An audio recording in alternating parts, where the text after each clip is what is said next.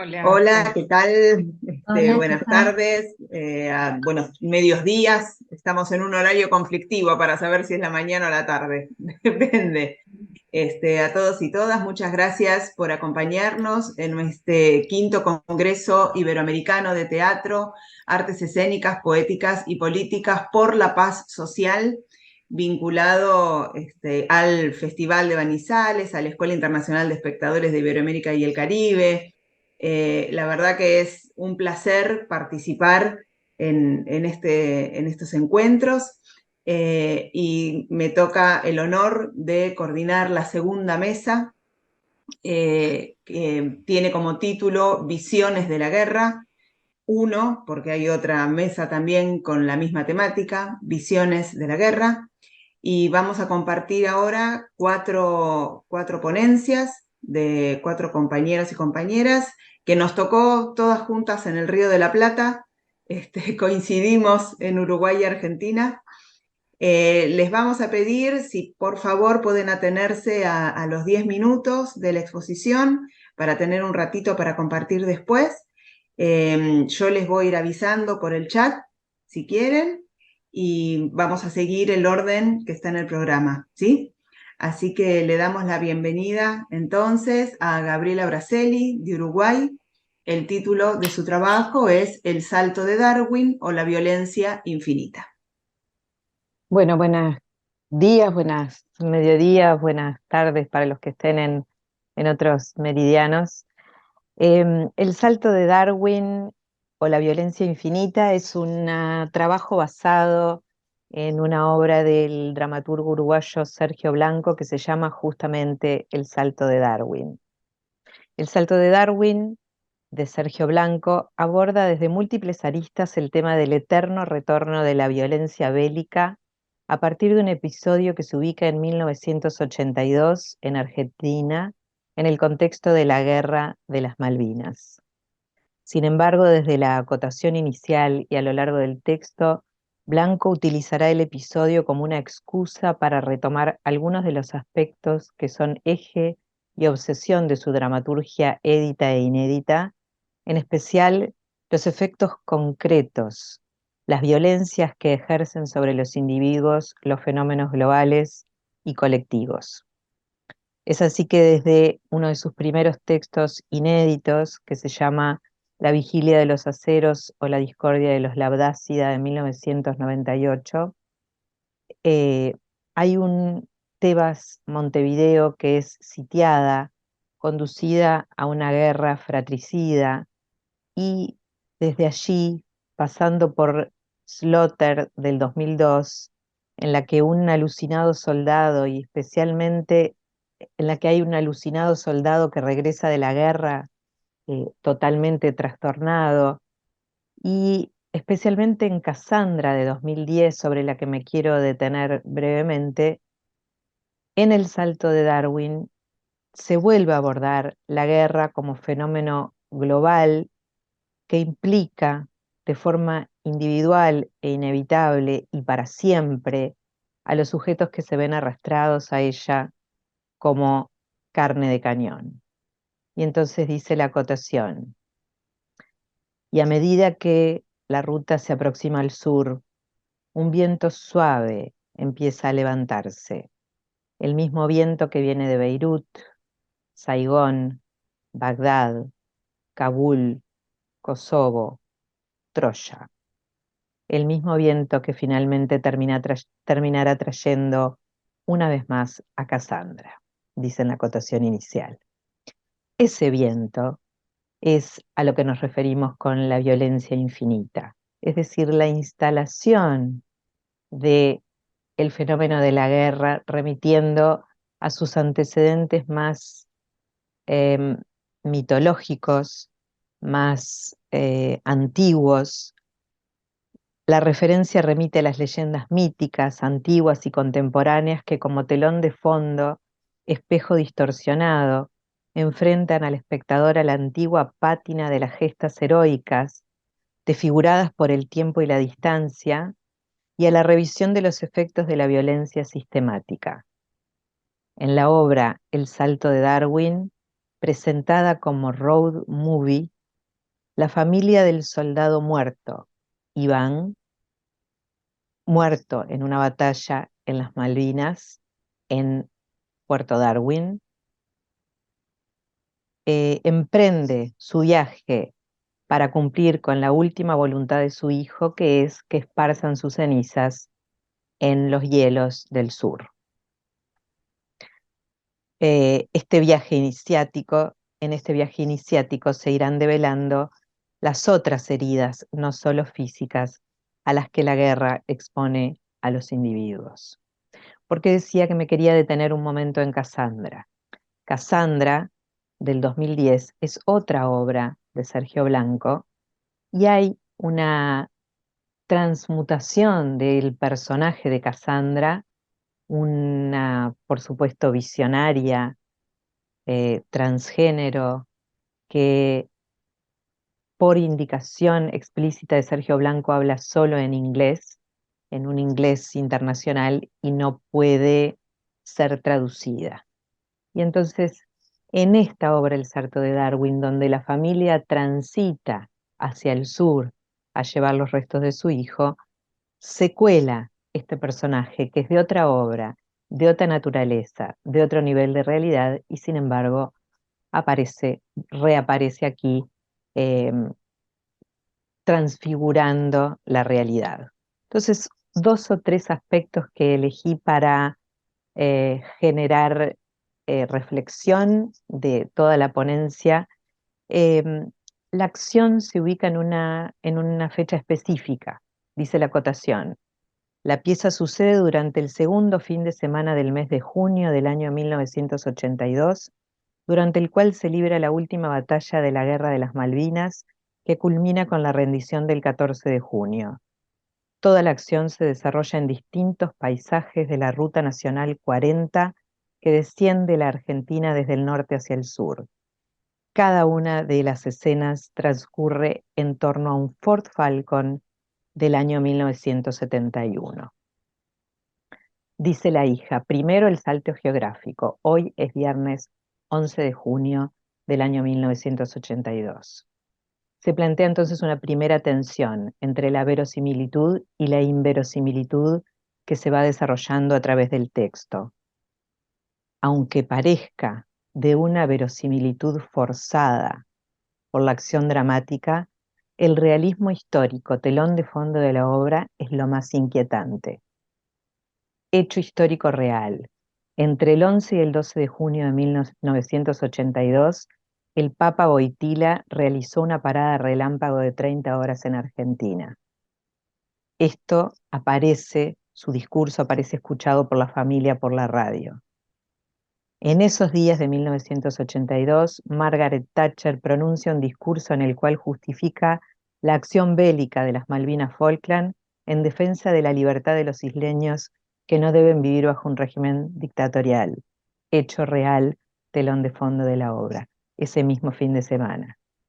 El 13 de junio de 1982 debuta la selección argentina en el Mundial de Fútbol, con todo lo que eso implica, con el saludo, el, um, el himno nacional y el nacionalismo que venía atrás de eso, hecho histórico. Entonces diría García Márquez, tantas coincidencias no le son lícitas a la literatura. Esto es la historia. Lo inquietante es que detrás de esta historia hay una historia de esta familia que se va desnaturalizando, pero esto ocurrió en ese fin de semana. Cuando tuve que revisar los hechos, yo dije, Sergio se le fue la mano. No a Sergio se le fue la mano, a la realidad se le fue la mano. En el sentido opuesto, trabaja la historia de la apuesta. Hay un fantasma del joven soldado muerto que se aparece e interactúa entre todos. Hay un juego de mentirle a la madre en que le dicen vamos ganando, y entonces le dicen, murieron 13, 13 confirmados, no 15, no 20, no 25, y la van convenciendo de a poco y se van convenciendo todos de que van ganando la guerra. Hay una tensión que también tiene que ver con el travestismo.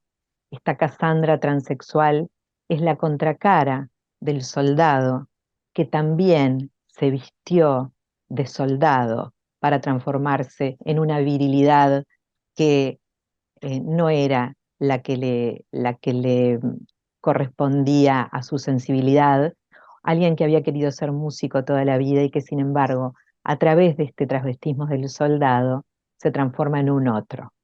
Entonces tenemos una Casandra transexual, transvestida, un muchachito también transvestido en el soldado, el viril, y dice la madre en un momento, eh, dice, bueno, ahora les digo la cita. Entonces, digo, el transvestismo como forma de encubrimiento de sensibilidades y opciones sexuales de género.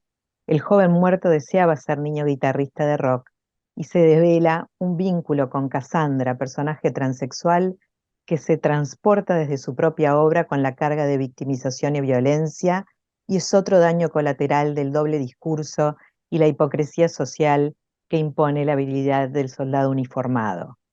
Finalmente, como para redondear, esta idea de el soldado muerto en acción deja eh, la intuición en alguna parte de nosotros de que no murió en batalla, sino por suicidio.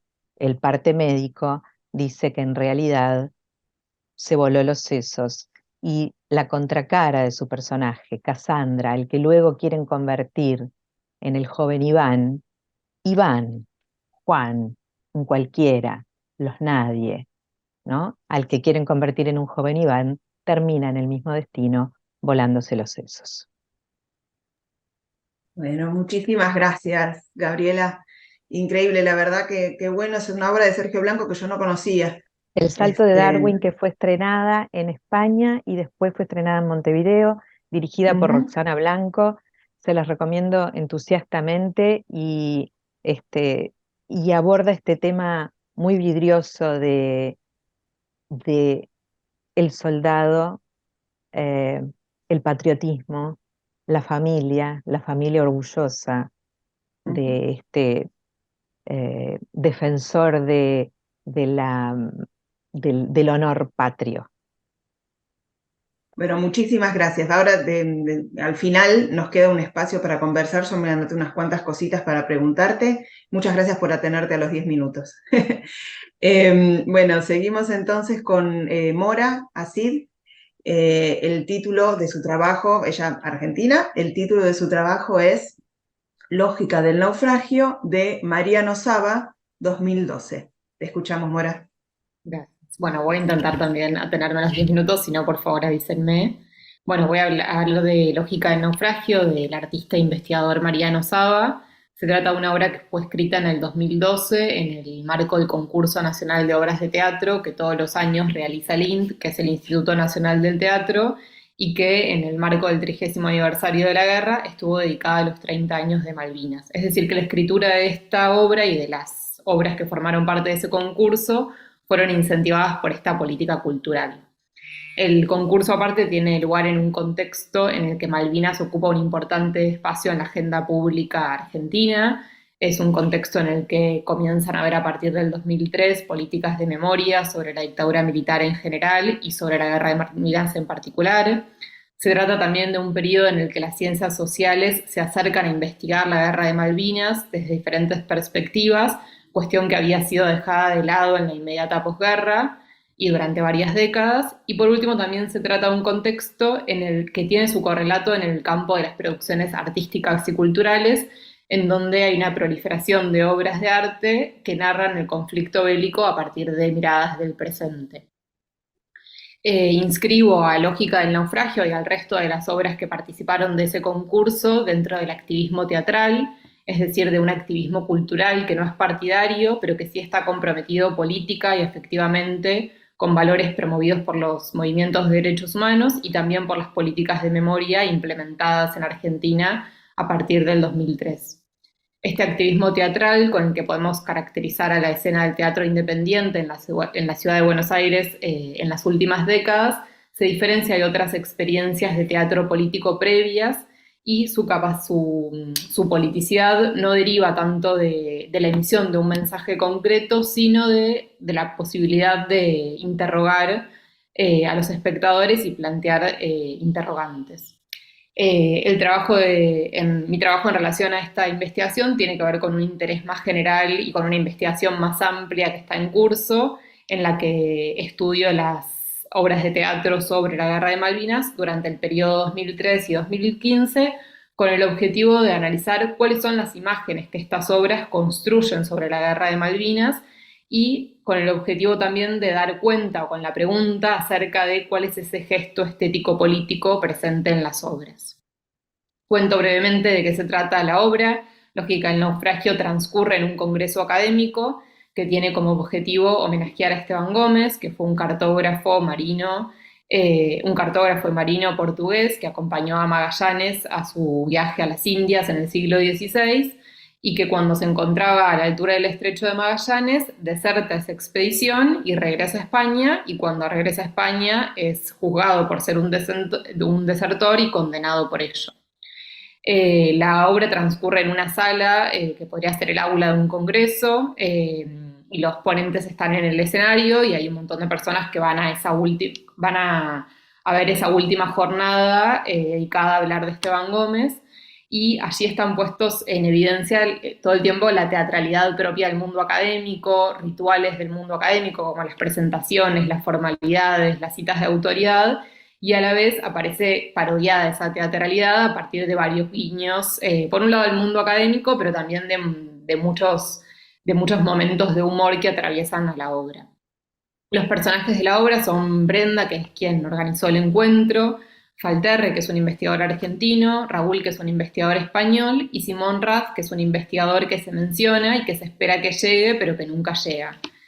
Cuando se presentan, Falterre dice cuál es su tema de investigación y él dice que estudia la representación de lo insular en la literatura argentina y parte de considerar que Esteban Gómez, cuando deserta esa expedición junto a Magallanes y regresa a España, es el primero en avistar las Islas Malvinas.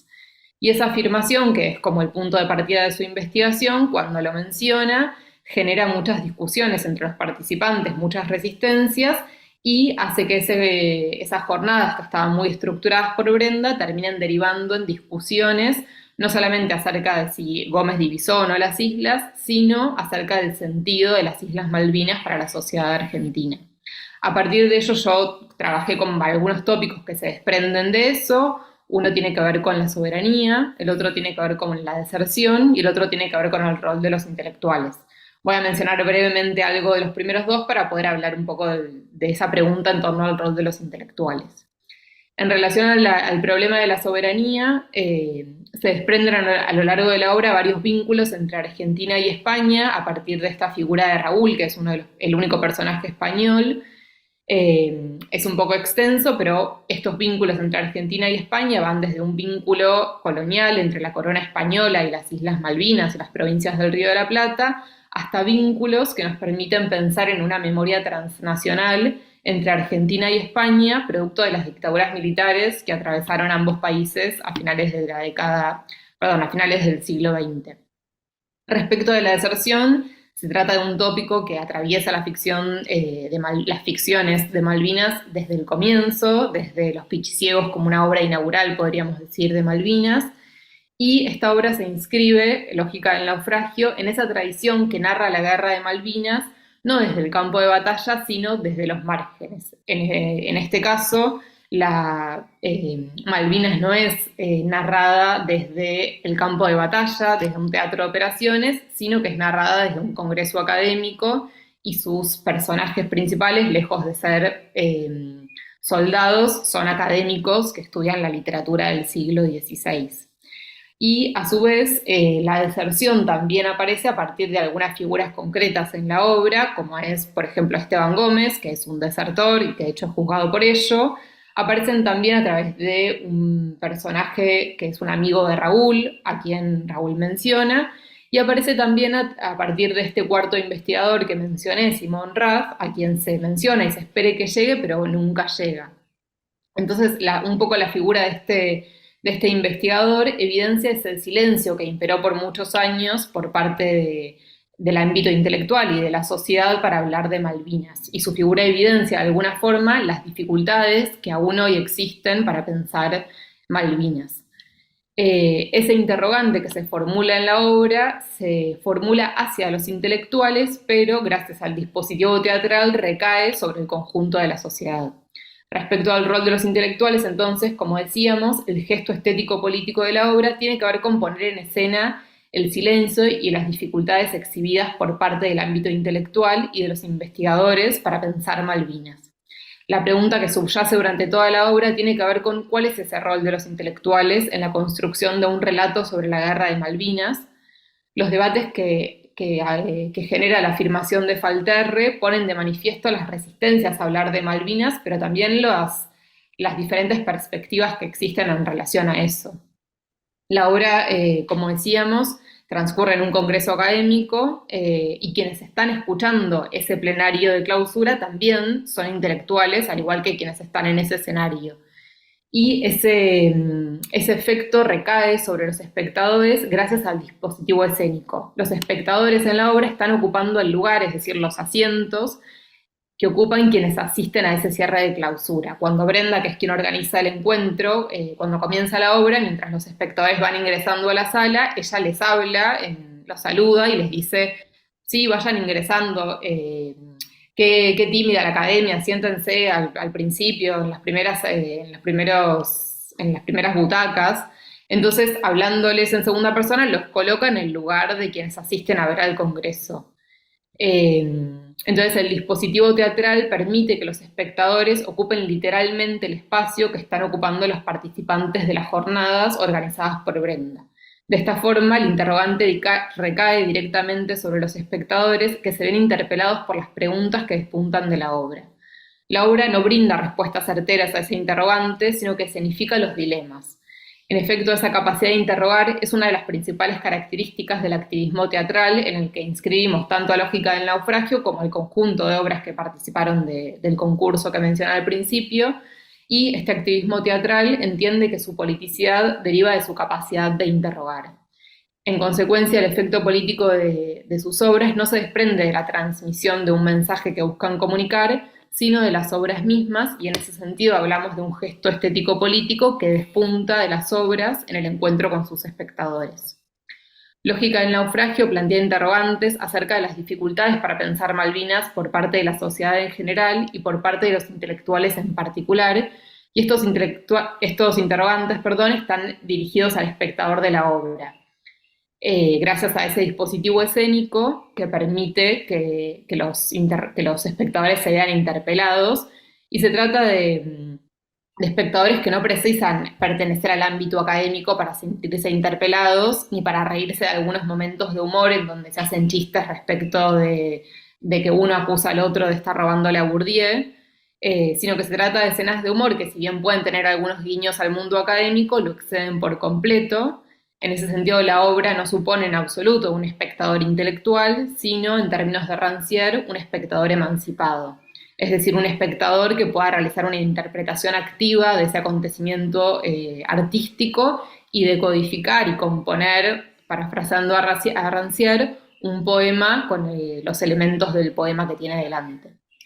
Consideramos entonces que la pregunta en torno al rol de los intelectuales en la construcción de un relato sobre Malvinas abre también una pregunta acerca del lugar que ocupan los intelectuales en la contemporaneidad, en la construcción de una memoria nacional, es decir, en tanto mediadores simbólicos entre el pasado y el presente. Si antes de la Guerra de Malvinas los intelectuales habían tenido un rol preponderante en la construcción de Malvinas como parte de la identidad nacional, a partir de 1982 de la guerra, ese sentido unívoco que poseía este sintagma Malvinas para la sociedad argentina estalla en mil pedazos. A partir de entonces, Malvinas va a ser las islas, Malvinas es la causa, es la cuestión y también es la guerra. Y los sentidos que se le confieren a ese sintagma son muy diferentes.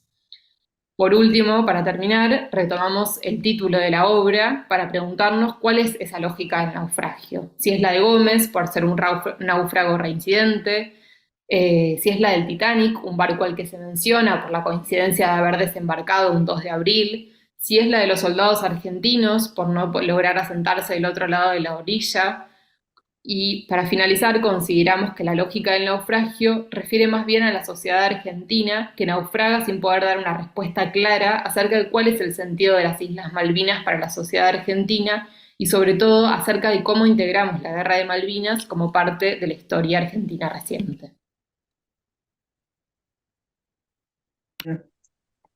Muchísimas gracias, Mora. Muchísimas gracias. Hermoso Gracias, trabajo. perdón por No, pero es muy interesante también para pensar, y de nuevo lo vamos a dejar para después, pero esa relación entre mundo intelectual y política, ¿no? Que es como una constante en la obra de Mariano Saba, y es muy interesante cómo problematiza esa relación, ¿no? Que es muy compleja. Y que en cierto sentido es autobiográfica, porque él es el mundo intelectual también, ¿no? Bueno, y vamos a la última exposición del día de la fecha, porque María Luisa Diz avisó que no iba a poder venir. No es la panelista ausente, que no quiere hablar de la obra que mencionaba Mora recién, es simplemente que tuvo un inconveniente y no puede participar. Pero bueno, le vamos a dar entonces la palabra a Verónica Pereira, y que ella también es de Argentina, y el título de su trabajo es Memorias transculturales de la Guerra de Malvinas en Two Big Black Bags, de Julieta Vitullo, del 2019. Te escuchamos, Verónica. Muchísimas gracias, Natalia. ¿Es posible compartir unas imágenes? Porque tengo 2, 3 imágenes que me parece que por ahí van a ayudar. ¿Puedo hacerlo? Aquí. Genial. Bueno, la artista investigadora, también artista investigadora, Julieta Viturrio escribió esta obra, Two Big Black Bags, Dos grandes bolsas negras en español, en 2019, la revisó en 2022 y la dirigió y la estrenó hace muy poquito en Seattle, en Estados Unidos, donde ella actualmente reside. Es una artista investigadora, esto es una de sus primeras obras de teatro, con un largo recorrido en la temática de la Guerra de Malvinas. Yo voy a presentarles acá algunas breves reflexiones que por supuesto no hacen justicia a la riqueza y a la complejidad estética y política de su trayectoria y de esta pieza concretamente. Al igual que El salto de Darwin, es una obra construida como un road movie, donde su protagonista, Santiago Enrique Walsh, es un excombatiente argentino que desertó la guerra de Malvinas para fugarse primero a Inglaterra y después a Seattle en Estados Unidos, ¿no? La misma ciudad donde vive la dramaturga y la artista. El viaje de la obra es físico, memorial, cultural, terapéutico y espiritual. Y el itinerario no es dentro de la Argentina, como el salto de Darwin, sino que recorre desde Seattle en Estados Unidos hasta Santiago de Chile.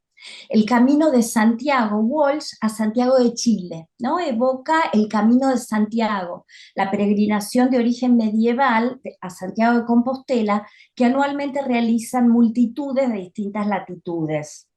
En ese viaje, el protagonista fuga con 2 grandes bolsas negras, ¿no? De ahí el título de la obra, que llevan casi 10 millones de dólares. Las descubre una mañana en su habitación, luego de una noche en el casino. Pero las bolsas existen solo en su imaginación. Las bolsas evocan más bien 2 bolsas mortuorias, los cadáveres de 2 queridos compañeros muertos en las islas.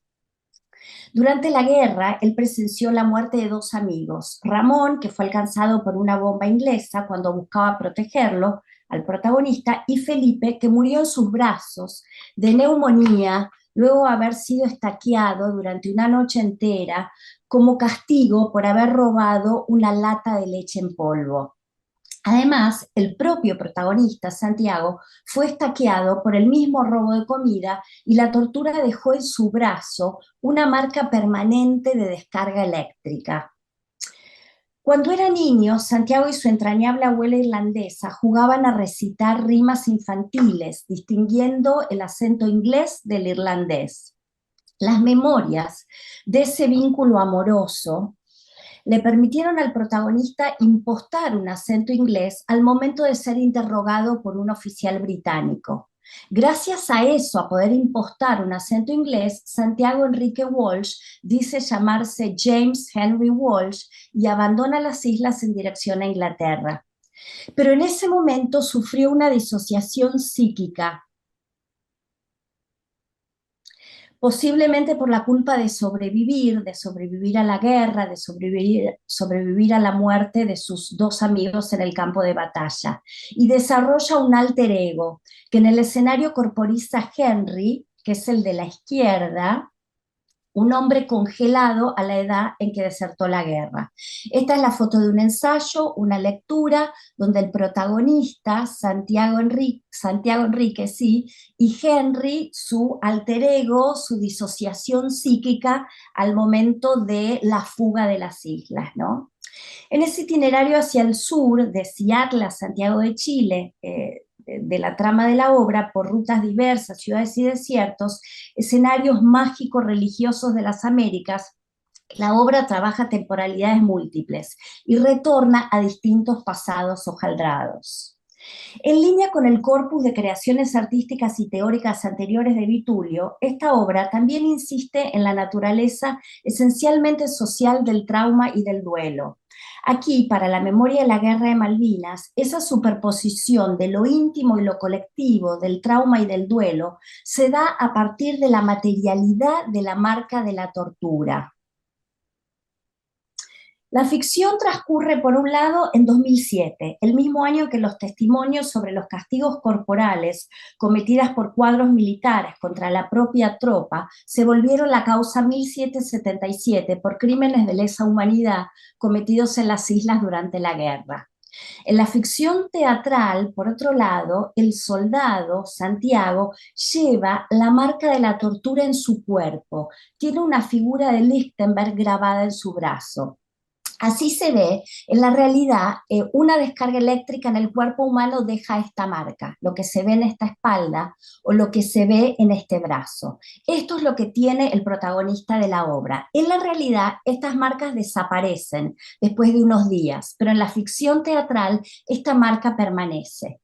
Se llama así porque lleva el nombre de la figura del físico alemán que la estudió y la nombró. Esa misma marca que Santiago lleva en su cuerpo tiene la misma forma arborescente que otras grandes descargas eléctricas en otros cuerpos no humanos, cuerpos celestes, los valles marineris en Marte, por ejemplo, según la teoría del universo eléctrico. La obra trabaja entonces con estas analogías en las formas. Desde esta materialidad común de la marca de la descarga eléctrica, la obra de Vitulio insiste en señalar la naturaleza multiescalar del trauma y también de sus posibilidades de elaboración. Esas mismas marcas, la del cuerpo y la de Marte, de forma rizomática, son las que le habilitan al personaje el trabajo terapéutico junto a un ensamble de personajes femeninos, la chica el casino Molly, la bruja, la chamana. En estos encuentros, el personaje elabora su experiencia traumática en la guerra.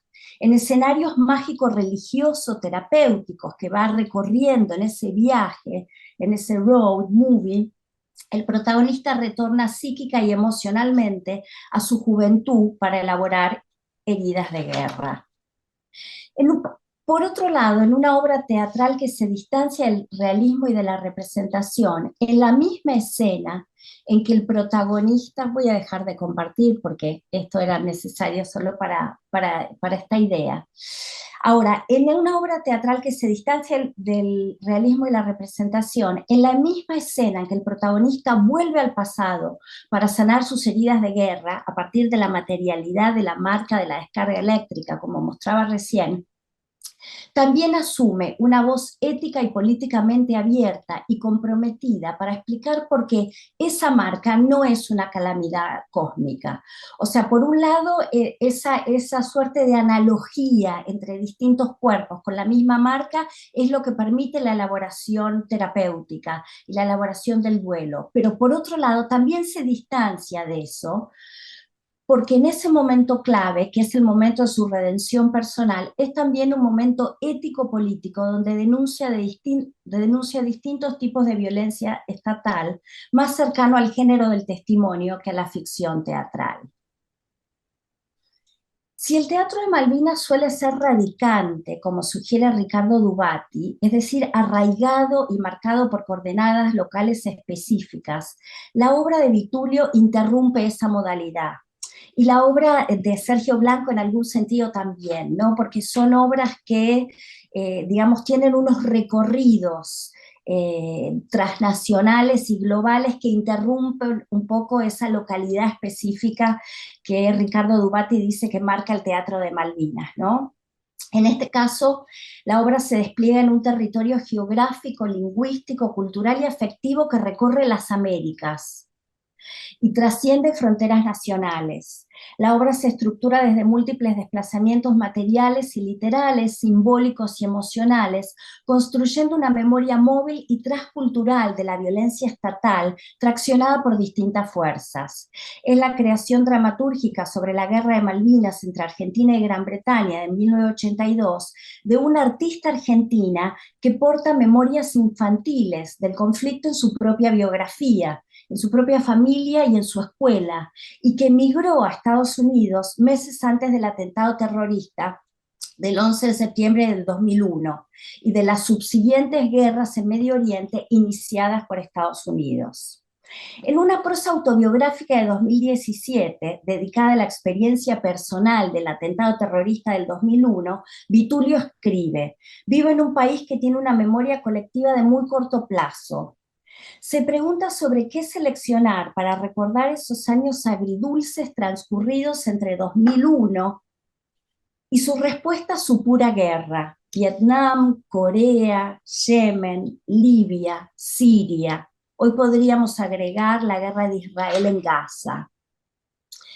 El argumento teatral principal de Dos grandes bolsas no se refiere a esas perpetuas guerras imperiales impulsadas por Estados Unidos. Pero al concentrarse en la guerra de Malvinas, performa y moviliza memorias capaces de enmarcar una historia y un presente de esas otras guerras, buscando movilizar afectos que sacuden el apoyo a la maquinaria bélica y a la forma del duelo público de 2023 en el hemisferio norte.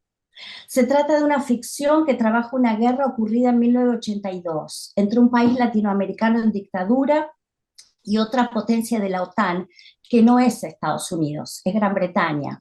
Pero en un público estadounidense del 2023, la obra opera para interrumpir la aceptación cotidiana y naturalizada del presente bélico en una sociedad que no logra construir una oposición ética y política a la pérdida de todas las vidas que una guerra ocasiona. En otras palabras, en ese recorrido hacia pasados múltiples y superpuestos, en ese recorrido transcultural, en ese viaje físico, lingüístico, afectivo y espiritual, Dos grandes bolsas negras trasciende las fronteras materiales de la nación y sugiere así la necesidad de un dispositivo multidimensional, polifacético y una escala transnacional desde donde confrontar la guerra y la violencia estatal. Muchas gracias. Muchísimas gracias, Verónica. Muchísimas gracias. Súper interesante esa mirada, ¿no? Bueno, tenemos un ratito para poder hacer unos intercambios. Yo me anoté acá unas preguntas. Queremos avisar que está el chat abierto para quienes están presenciales en Manizales o quienes están virtuales por Zoom puedan hacer todas las consultas o los comentarios que tengan ganas. Nosotros los vamos a estar recibiendo en nuestro chat. Así que nada, eso está abierto. Y a mí me encantaría si, en realidad, un par de cositas que yo me anoté. No sé si quieren ustedes comentar alguna otra cosita que les haya quedado pendiente. pero a mí me interesaban un montón de cuestiones en relación a la construcción de la guerra desde el teatro que ustedes enunciaron recién. Gaby, no sé si Que querías yo decir quería, algo. sí, quería apuntar a lo de Mora, que a mí el naufragio también me convoca a la idea del Capitán Belgrano, ¿no? Porque ya hablo del Titanic y a mí se me hace mucho más distante el Titanic que el Capitán Belgrano. Y nada, un apunte a Verónica, también hay una guerra Rusia-Ucrania, digo porque ya hablo de la más próxima, pero tenemos una y otras, ¿no? Digo, para no, para no sectorizar en algunos enfrentamientos y no en otros. Ujú. Pero sí, era eso, detalles. Sí, en Y relación a lo que mencioné del Titanic es porque aparece en la obra cuando hablan de ciertas coincidencias y una reflexión en torno a una pregunta en relación al rol de los intelectuales que ellos mismos se hacen. Bueno, ¿qué hacemos en este congreso? ¿Qué estamos discutiendo? Y en algún momento deriva eso en la coincidencia de que el Titanic desembarca un 2 de abril y ahí aparece también una postura interesante acerca de, bueno, a veces el rol de los intelectuales es detenerse en algunas coincidencias. Por eso lo del Titanic, si no es verdad que quizás no tengo una relación directa. no, pero a mí me parece que hay algo que es muy interesante que construyen las obras y que aparece en lo que en lo que Verónica decía recién, que tiene que ver con ciertas estructuras imaginarias alrededor de una guerra muy particular, ¿no? Porque fue una guerra relativamente breve, en un contexto absolutamente ominoso que marcó una hendidura en la sociedad, ¿no? Son heridas que todavía siguen abiertas en Argentina. Capaz está bueno recordar esto para todos los compañeros y compañeras que nos ven desde el resto de Latinoamérica. En Argentina nosotros tenemos el feriado 2 de abril, en donde conmemoramos a los caídos en Malvinas.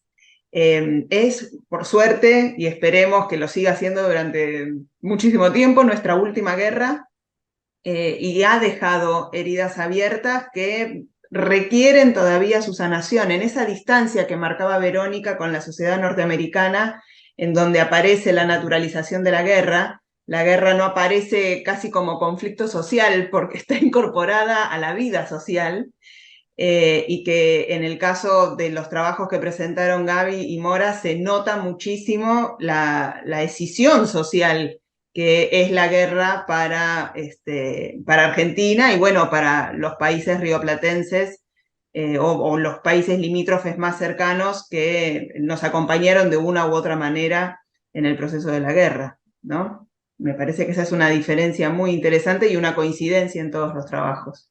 Si me permitís, me parece que vos con mucha sagacidad rescataste algo que yo no supe decir y vos dijiste mucho más lindo, que fue lo ominoso de la realidad frente a la ficción. Es decir, la realidad fue mucho más inverosímil, ¿no? Y me gustó mucho esa ominosidad que vos detectaste en algo que yo no supe precisar tan bien como, bueno, ya lo tomé,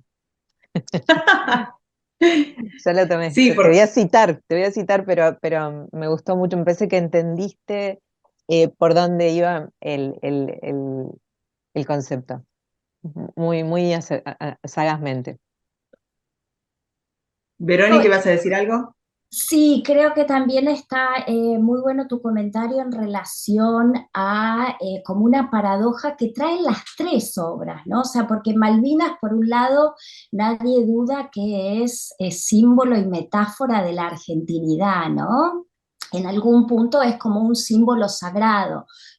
Lo vimos en la campaña reciente, fue uno de los símbolos casi sagrados para la cultura argentina que se tocaron y que no pasa eso, ¿no? Entonces, por un lado es metáfora, es símbolo de una identidad argentina muy contundente, muy rotunda, pero al mismo tiempo también alimenta la imaginación de artistas de distintas latitudes, ¿no? Y es tal vez en el teatro a partir de Campo Minado, ¿no? Mindfield de Lola Arias, tiene una circulación global impresionante. Pero estas tres obras también, ¿no? Un poco hablan de eso. Bueno, lógica, el naufragio en algún sentido también, ¿no? Pone a Malvinas en una circulación de sentidos globales que trasciende eso que es muy emblemático de la identidad argentina y que también es propio del teatro sobre Malvinas, como dice Ricardo Dubati, que es siempre sus coordenadas locales, ¿no? La verdad que eso me parece interesantísimo de estas tres ponencias, o sea, ponerse a pensar sobre producciones culturales que ponen a Malvinas, que ponen esto tan propio de la identidad argentina en una circulación global, ¿no? Y qué es lo que pasa con todo eso. Y por otro lado, Gaby, que mencionás la guerra Rusia-Ucrania, por supuesto, y digo por supuesto en el sentido que entre todas las conversaciones que he tenido con esta dramaturga, no tengo una conversación desde a lo largo del tiempo, desde hace ya bastante tiempo, de hecho vamos a escribir un texto juntas en breve. Ella también le interesa marcar esto de la sociedad norteamericana como con tantas dificultades, la sociedad estadounidense con tantas dificultades para desnaturalizar la guerra, ¿no? Y para tener un marco de guerra, como dice Butler, que pueda desconocer, desnaturalizar y construir una oposición ética. Y esto en un historial muy largo, ¿no? De guerras, donde ella lo pone en la serie que arranca con las guerras a Medio Oriente después del atentado a las Torres Gemelas, pero era justamente una conversación muy importante que tuvimos antes de esta última guerra de estos días. La tuvimos a propósito de la guerra Rusia-Ucrania, y ella me decía, nunca va a haber suficientes obras antibélicas en Estados Unidos. Es tan importante seguir haciendo arte de naturaleza antibélico, justamente por estas perpetuas guerras que no logra construirse una posición ética, ¿no? Y ella me decía, hoy en Estados Unidos, en el mundo artístico, teatral, progresista, es muy difícil una oposición a la guerra Rusia-Ucrania. Hay una suerte de resabio, ¿no? De huella guerra fría que invita a reiterar una adhesión bueno, a Ucrania en contra de Rusia, también a propósito de esa guerra que trajo Gaby. Y sí, lo que pasa es que en un país que ha vivido sus últimos, no sé qué, 80 años, porque desde la Segunda Guerra Mundial a esta parte nunca dejó de estar en guerra, ¿no? Siempre en distintos Por frentes, pero fuera de su territorio. es una guerra continua desde la Segunda Guerra, ¿no? Es muy difícil, hay generaciones enteras nacidas en guerra. Y en guerra que no ocurre en su propio territorio, ¿no? Con la excepción, obviamente, de las torres. Pero construye una manera de pensar el mundo muy difícil de desarticular, ¿no? Nosotros y de nuevo, por suerte, gracias a Dios, y esperemos que durante muchos siglos nuestra última guerra sea Malvinas, creo que podemos establecer otra mirada ahí. Y hay algo que me encantó de esto que ustedes planteaban y que tiene mucha relación con lo que comentaba Mora en este vínculo entre intelectualidad y política, que tiene que ver con la proliferación de las obras sobre Malvinas, ¿no? Vos, Verónica, marcabas Campo Minado, eso creo que indudablemente por el proceso de internacionalización de la producción teatral en vínculo con Malvinas. Pero hay algo que nombra Ricardo Dubati que a mí me interesa muchísimo en este vínculo con la intelectualidad y la política, que tiene que ver con el Instituto Malvinas, ¿no? Que se crea en Argentina en el aniversario, en el 2012, en el aniversario de la guerra, en 2013, del fin de la guerra, con esta voluntad de pensar políticamente, pensar diplomáticamente, pensar culturalmente Malvinas y la proliferación de obras que del 2013 a esta parte, ¿no? Empezaron a surgir en parte por el fomento político hacia el pensamiento de esto como problema, ¿no? Cuando nosotros pensamos cuál es la relación entre intelectualidad y política, y capaz tiene que ver con esto también, con poner al tema en la agenda, porque si el tema no está en la agenda no se piensa, e instalarlo en la agenda de manera permanente creo que contribuye a esta proliferación de obras tan, tan, tan interesantes que ustedes mencionaron en este encuentro, Si me ¿no? permitís 2 apuntes, te quería decir que la obra de Sergio es de 2011, que él es de alguna manera, porque siempre Sergio nos sorprende con estas intuiciones anteriores a los fenómenos, vos decís 2013 empiezan a proliferar, y en 2011 él la propuso para hacer en el Teatro San Martín y no se la aceptaron. Le dijeron, no es momento, no es circunstancia, o sea, exactamente lo que vos estás diciendo, es decir, necesitó correrse todo un paradigma de poder pensar la guerra desde otro lado, y Sergio desde su cabeza dramatúrgica ya estaba instalando esta temática antes de Tebas Land en El salto de Darwin en 2011. Y lo otro, bueno, de alguna manera también eh, mucho, Sergio lo remite mucho antes en la cultura a Troya. ¿No? Es decir, Claro. por eso se llama la violencia infinita, es decir, de alguna manera hay una mirada un poco desesperanzada respecto de que la guerra es casi un fenómeno que coexiste con nuestra cultura a la par de la cultura. Mm. Sí, Ah, de hecho, obviamente, por las dudas, ¿no? Obras sobre Malvinas existen desde la década del 80 en continuado. Eh, No, em, por supuesto, pero te quiero decir, a un extranjero, porque decíamos esto del extranjero y fijar una fecha, pero está bueno pensar, bueno, ujú, ¿cuándo se disparó el fenómeno?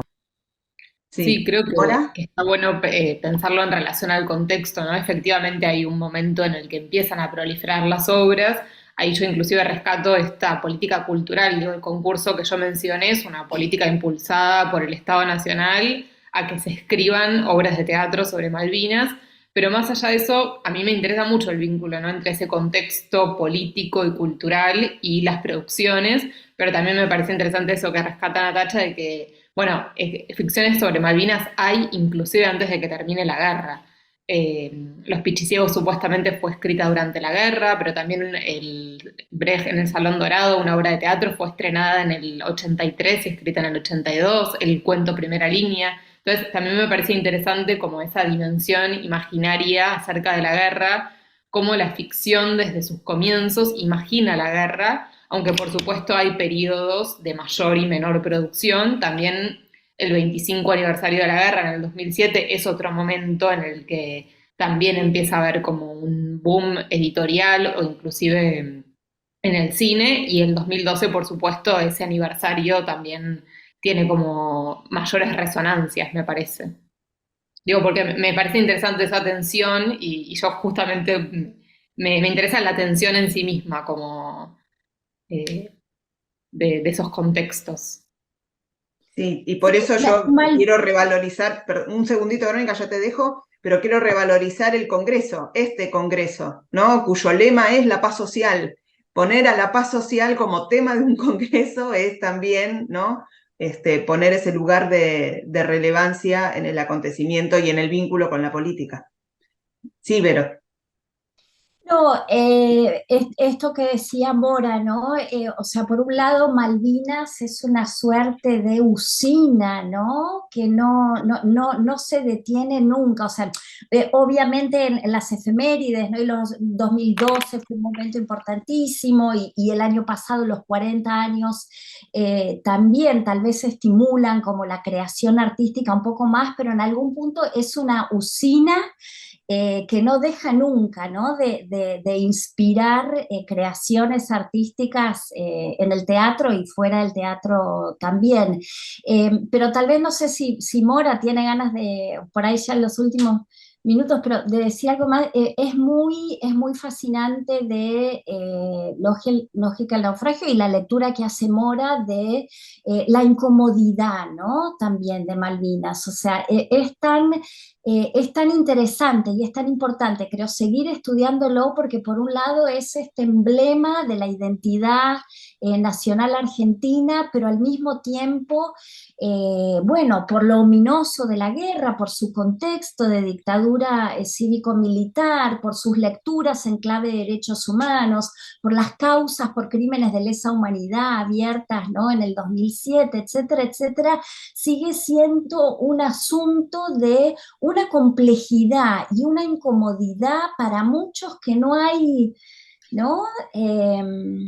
No sé, y creo que Saba ahí es fascinante porque trabaja esa incomodidad que también es muy, ¿no? León Rosichner es lo más dilemático de la historia reciente y es un poco así, ¿no? Sí, Creo. ahí en la obra, un poco cuando se menciona el tema, yo lo que decía es, bueno, un poco el Congreso podría haber seguido teniendo a Esteban Gómez como protagonista, no era el tema importante en relación al Congreso, sin embargo, eso no puede ocurrir porque genera disputas por parte de todos, inclusive por este personaje español que a priori parecería ser el que menos vínculo tiene con Malvinas y sin embargo también tiene un vínculo afectivo con el tema y genera una serie de disputas que hace que el Congreso derive en otras discusiones. Ujú. Y un poco Sí, me hizo acordar. la obra evidencia un poco todas esas disputas, esas resistencias y esos sentidos en torno a Malvinas que evidentemente no están clausurados, sino que siguen siendo un terreno de disputa que inclusive lo vimos estas últimas semanas en la campaña electoral, como termina siendo un sentido por supuesto potente, pero que sigue siendo un terreno de disputas. Totalmente. Y a mí la obra me hizo recordar mucho a la última producción que él estrenó acá, que es Tibio, en donde aparece ese vínculo entre el mundo intelectual y el franquismo, ¿no? Unamuno y el fascismo en España, en el mismo contexto de un profesor dando una clase que sería un contexto parecido a un profesor, o lo que sea, un investigador dando una ponencia, ¿no? Que la verdad que es súper, súper interesante para pensar ese eje y también pensarlo transhistórica y transnacionalmente, como planteaba Verónica y como planteaba Gabriela. Bueno, ya estamos en horario y tenemos que entregar a tiempo, pero claramente es un tema Me muy despido, que fascinante. pasen muy bien, muy buenas tardes y agradezco la compañía de las otras ponentes, agradezco tu atención, Natalia, a, a nuestros planteos y saludo a todos los que están en el Congreso, que pasen bien. Muchísimas gracias y saludamos entonces y agradecemos a Gabriela Braselli, a Verónica Pereira, a Mora Acid. Y los invitamos a seguir participando de las otras mesas del Congreso. Bueno, muchísimas, muchísimas gracias y nos vemos Gracias a vos, enseguidita nomás Natalia. en la próxima mesa. Gracias al Congreso. Chao, gracias. Hasta luego.